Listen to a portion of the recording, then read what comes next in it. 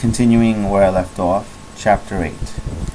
Pierre again found himself in that state of depression he so dreaded. For 3 days after delivering his speech at the lodge, he laid on a sofa at home, seeing no one and going nowhere. It was during this time that he received a letter from his wife imploring him to see her, telling him how heartbroken she was and how she wished to devote her whole life to him. At the end of the letter, she informed him that in a few days she would arrive in Petersburg from abroad. This letter was followed by the appearance of one of the Freemasons Pierre least respected, who broke in upon his solitude and, leading the conversation to the subject of Pierre's matrimonial affairs, by way of fraternal advice, expressed the opinion that he was departing from one of the first rules of Freemasonry, but not forgiving the penitent. At the same time, his mother-in-law, Prince Vasili's wife, sent to him beseeching him to call on her if only for a few minutes to discuss a matter of the greatest importance. Pierre saw that there was a conspiracy against him, that they meant to reconcile him to his wife, and in the mood he then was, this was not even unpleasant to him. It was all the same to him. Nothing in life seemed to be a matter of great consequence, and under the influence of the depression that possessed him, he valued neither his liberty nor his determination to punish his wife.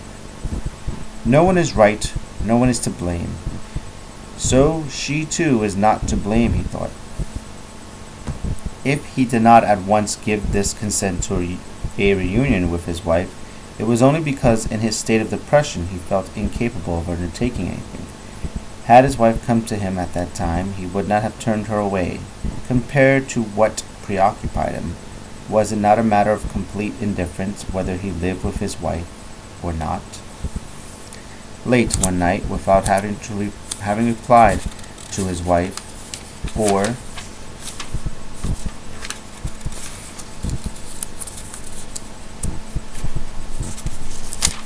his mother-in-law, Pierre set out for Moscow to see Iosif Alexeyevich. This is what he wrote in his diary. Moscow, 17th November.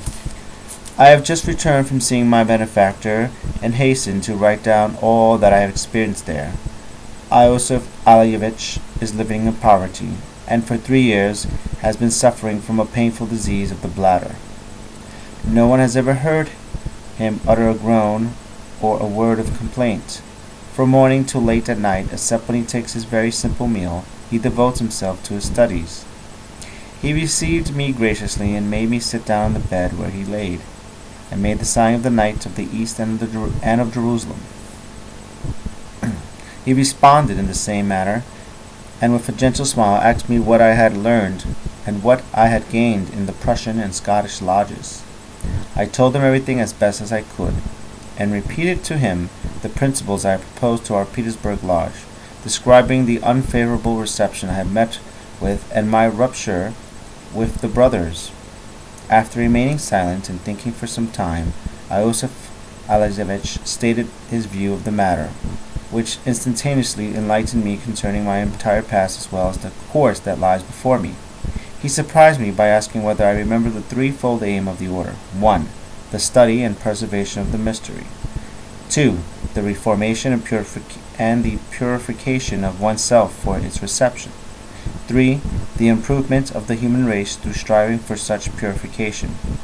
Which is the foremost and greatest of these three? Undoubtedly reformation and purification of oneself. It is only toward this aim that we can always strive independently of circumstances. But at the same time, it is just this aim that requires our greatest efforts, and therefore, led astray by pride and losing sight of this aim, we are either mindful of the mystery, which in our impurity we are unworthy to receive, or we concern ourselves with the reformation of the human race while ourselves setting an example of depravity and abomination. Illuminism is not a pure doctrine precisely because it is drawn to worldly activity and puffed up with pride. On this ground, Iosif Alexeyevich condemned my speech and all I have been doing.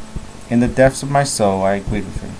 Talking of my domestic affairs, he said to me, "The principal duty of a Mason, as have I told you, lies in perfecting himself. But we often think that by removing all the difficulties of our life we shall more quickly reach our aim.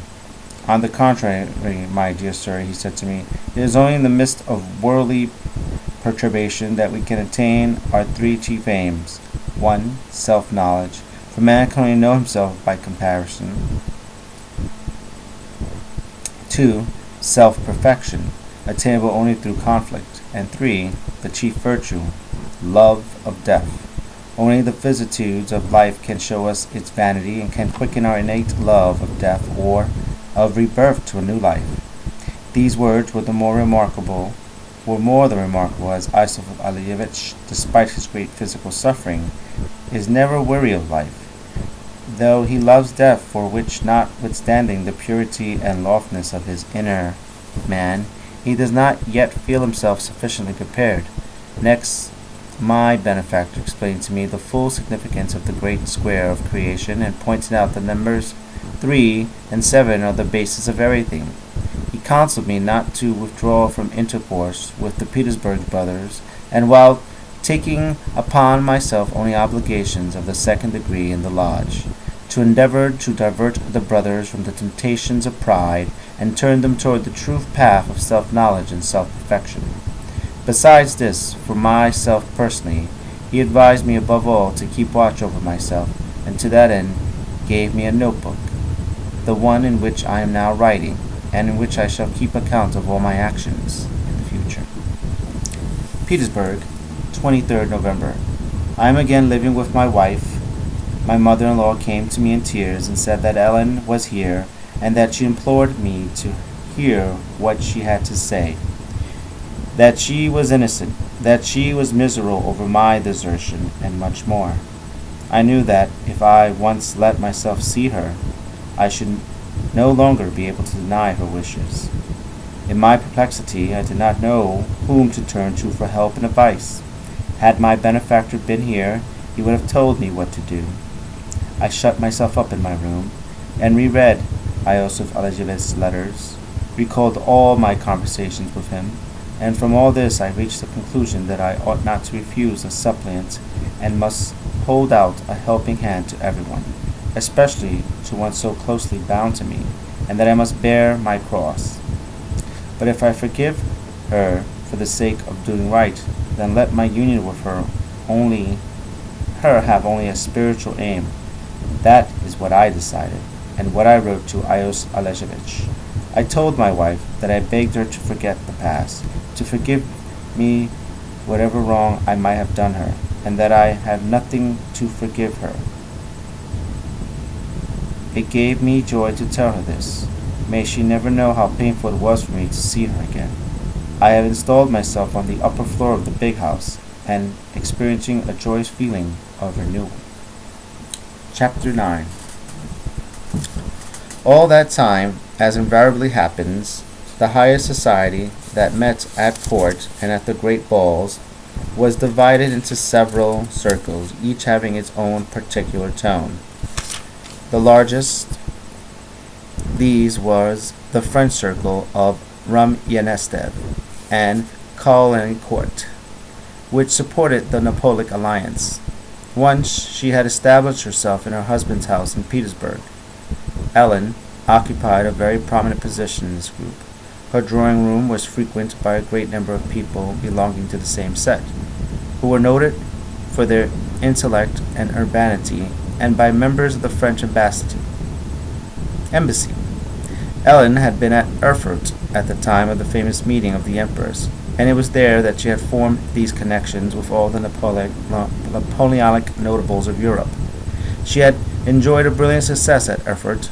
Napoleon himself, seeing her at the theater, had asked who she was and admired her beauty. Her triumphs as a beautiful and elegant woman did not surprise Pierre, for as time went on, she had grown handsomer than ever. What did surprise him was that during these last 2 years his wife had succeeded in acquiring the reputation of a charming woman, as witty as she is beautiful. The distinguished Prince de Ligny wrote her 8-page letters. Bilibin saved up his mots to produce them for the first time in Countess Besikoff's presence. To be received in the Countess Besikoff's salon was regarded as a certificate of intellect. Young men read books before attending one of her soirees to have something to say in her salon, and embassies, secretaries, and even ambassadors confided diplomatic secrets to her, so that in a certain way Ellen was a power. Pierre sometimes attended her soirees and dinner parties where politics, poetry, and philosophy were discussed, and knowing how very stupid she was, listened with a strange feeling of perplexity and alarm. At such times he felt like a conjurer who expects that at any moment his tricks will be seen through. But whether it was that stupidity was just what was required to conduct such a salon, or that those who were deceived took pleasure in the deception, at any rate it was not discovered, and her reputation as a charming, witty woman became so firmly established that Ellen Vassilyevna Bosakov could say the most banal and stupid things yet. People continued to go into raptures over the least remark she made, and to discover some profound meaning in it, of which she herself had no inkling. Pierre was just the husband for a brilliant society woman. He was that absent-minded crank, the grand seigneur husband who got in nobody's way, and far from spoiling the high-tone atmosphere of the drawing-room, was in fact a perfect foil for his wife's elegance and tact. Pierre's continuous absorption and abstract interest during the last 2 years, and his genuine contempt for all else gave him, in his wife's circle, which held no interest for him, that air of unconcern and indifference combined with a benevolence toward all which cannot be acquired artificially and for that reason commands involuntary respect. He entered his wife's drawing-room as if it were a theatre, was acquainted with everyone, and was equally affable yet equally indifferent to all. Occasionally he took part in a conversation that interested him, regardless of whether any gentlemen of the embassy were present or not, mumbled an opinion that was by no means always in accord with current views. But society had grown so used to the eccentric husband of la femme la plus distinguée de Petersburg that no one took his idiosyncrasies seriously. Of the many young men who daily appeared in Ellen's drawing-room since her return from Erfurt, Boris Drobosco, who by now had achieved a marked success in the service, was the most intimate friend of the Besakov household. Ellen called him mon page and treated him like a child. The smile she gave him was the same she bestowed on everyone, but seeing it sometimes gave Pierre an unpleasant feeling. Boris treated Pierre with a particularly dignified and grave deference, and this shade of deference also troubled Pierre. He had suffered so painfully 3 years before from the mortification to which his wife had subjected him, that now he protected himself from the possibility of a similar humiliation, first, by not being a husband to her, secondly, by not allowing herself to be suspicious. No, now that she has become a blue-stocking, she has renounced her former infatuations for all time, he told himself. There has never been an instance of a blue-stocking being carried away by affairs of the heart, an axiom he had picked up somewhere and implicitly believed. Yet, strange to say, Boris' presence in his wife's drawing-room, and he was almost always there, had a physical effect on Pierre. He became self-conscious, and his limbs felt constricted, which destroyed all his freedom of movement. Such a strange antipathy, thought Pierre, and yet at one time I really liked him very much. In the eyes of the world, Pierre was a great gentleman, the rather blind and absurd husband of a celebrated wife, a clever crank who did nothing, harmed no one, and was an excellent, good-natured fellow. During all this time, a complex and arduous process of inner development was going on in Pierre's soul, revealing much to him, and giving rise to many spiritual doubts and joys. Chapter 10. He kept up his diary, and this is what he was writing in it at the time. 24th November. Got up at 8, read the scriptures, then went to my office. On the advice of his benefactor, Pierre had entered the service and was on a government committee. Returned home for dinner and dined alone. The countess, having a lot of guests I do not care for, ate and drank in moderation, and after dinner copied out some passages for the brothers. In the evening, went down to the countess and told a funny story about B. And only when everyone laughed loudly did I realize that I ought not to have repeated it. I'm going to bed in a happy, tranquil state of mind. Lord God, help me to walk in thy paths. 1. To conquer anger by calmness and deliberation. And 2. Lust by self-restraint and aversion. 3. To shun worldliness, but without withdrawing from A. Service to the state, B. Family cares, C. Relations with my friends, and D. Management of my affairs. 27th of November. Got up late, having lain a long time in bed, after I was awake, yielding to sloth. O God, help me and strengthen me, that I may walk in thy ways. Read the scriptures, but without proper feeling. Brother Urosov came, and we talked about the vanities of the world. He told me of the Tsar's new projects. I was on the point of criticizing them when I remembered my rules and my benefactor's words, that a true Freemason should be a zealous worker for the state when his services are required, and a reflective observer when not called upon to assist. My tongue is my enemy. Brothers G, V, and O visits me. There was a discussion preparatory to initiating a new member. They charged me with the duty of rhetor. Feel myself weak and unworthy. Then our talk turned to the interpretation of the 7 pillars and steps of the temple. 7 sciences, 7 virtues, 7 vices, 7 gifts of the Holy Spirit. Brother Rowe was very eloquent. The initiation took place in the evening. The new arrangement of the premises contributed much to the magnificence of the spectacle. The initiate was Boris Drobotowskoy. I nominated him and was the rhetor. A strange feeling troubled me the whole time I was alone with him in the dark chamber. I caught myself harboring a feeling of hatred toward him, which I tried in vain to overcome. For that very reason, I sincerely wanted to save him from iniquity and lead him into the path of truth. But evil thoughts of him never left me. It seemed to me that his object in entering the brotherhood was merely to be part intimate and in favor with the members of the lodge. Apart from the fact that he had asked me several times whether N and S were members of the lodge, a question to which I could not reply, and that, so far as my observation goes, he is incapable of feeling respect for our holy order, and is too preoccupied and too well satisfied with the outer man to desire spiritual improvement. I had no grounds for doubting him. But he seemed to me insincere, and all that time that I was standing alone with him in the dark chamber, I felt that he was smiling contemptuously at my words, and I wanted really to stab his bare breast with the sword I held to it. I could not be eloquent, nor could I frankly communicate my doubts to the brothers of the Grand Master. May the great architect of nature help me to find the truth path leading out of the labyrinth of lies. The next 3 pages of the diary were left blank, and then came the following. Had a long and instructive talk with Brother V, who advised me to stand by Brother A. Though I am unworthy, much was revealed to me. Adonai is the name of the creator of the world. Elohim is the name of the ruler of all.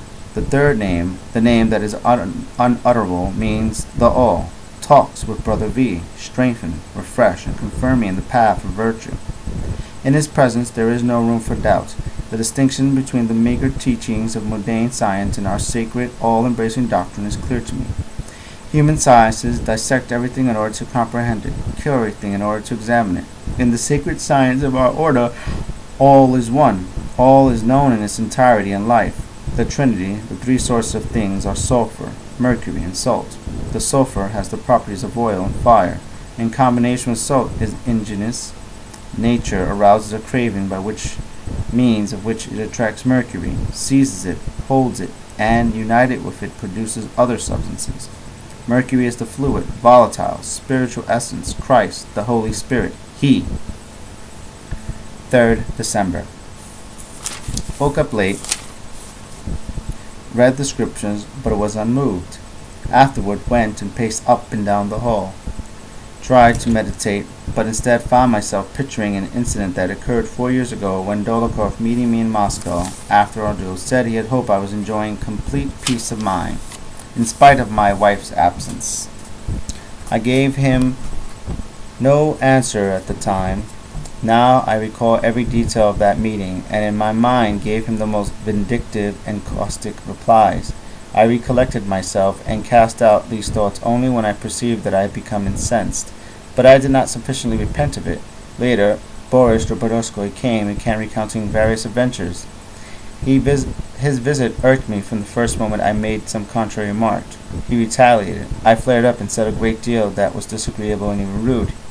He fell silent, and I restrained myself only when it was too late. My God, I cannot get on with him at all. It is my egotism that causes this. I set myself above him and consequently become far inferior for him, for he is tolerant of my weakness, while I, on the contrary, harbor contempt for him.